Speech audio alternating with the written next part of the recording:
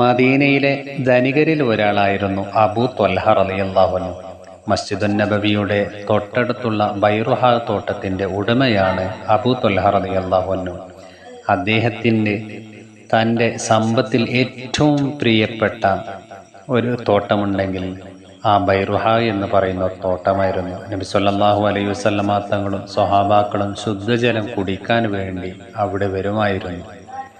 ലൻ തനാലുൽ ബിർറ ഹത്താ തുൻഫിഖൂ മിമ്മാ തുഹിബ്ബൂൻ. നിങ്ങൾക്ക് ഇഷ്ടപ്പെട്ടതിൽ നിന്ന് ദാനം ചെയ്യുന്നതുവരെ നന്മ കരസ്ഥമാക്കാൻ നിങ്ങൾക്ക് സാധിക്കുകയില്ല എന്ന ഈ ആയത്ത് നബി സല്ലല്ലാഹു അലൈഹി വസല്ലമ തങ്ങൾ ഓതിയപ്പോൾ അബൂ ത്വൽഹ റളിയല്ലാഹു അൻഹു പറഞ്ഞത്, എൻ്റെ പ്രിയപ്പെട്ട ബൈറുഹ തോട്ടം അല്ലാഹു തആലയുടെ മാർഗത്തിൽ ഞാൻ ദാനം ചെയ്തിരിക്കുകയാണ്. അതിൻ്റെ പ്രതിഫലം എൻ്റെ നാഥനിൽ നിന്ന് ഞാൻ പ്രതീക്ഷിക്കുകയാണ്. നബിയെ, തോട്ടം വേണ്ടതുപോലെ കൈകാര്യം ചെയ്യുക. നബി സല്ലല്ലാഹു അലൈഹി വസല്ലമ തങ്ങൾ പറഞ്ഞു, ബഹിൻ ബഹിൻ, അത് ലാഭം കിട്ടുന്ന ദാനമാണ്.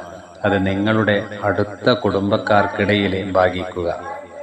അങ്ങനെ ഏറ്റവും പ്രിയപ്പെട്ട ഈ തോട്ടത്തിനെ തൻ്റെ കുടുംബാംഗങ്ങൾക്ക് വേണ്ടി ഭാഗിച്ചു കൊടുക്കുകയാണ് അബൂ ത്വൽഹ റളിയല്ലാഹു അൻഹു.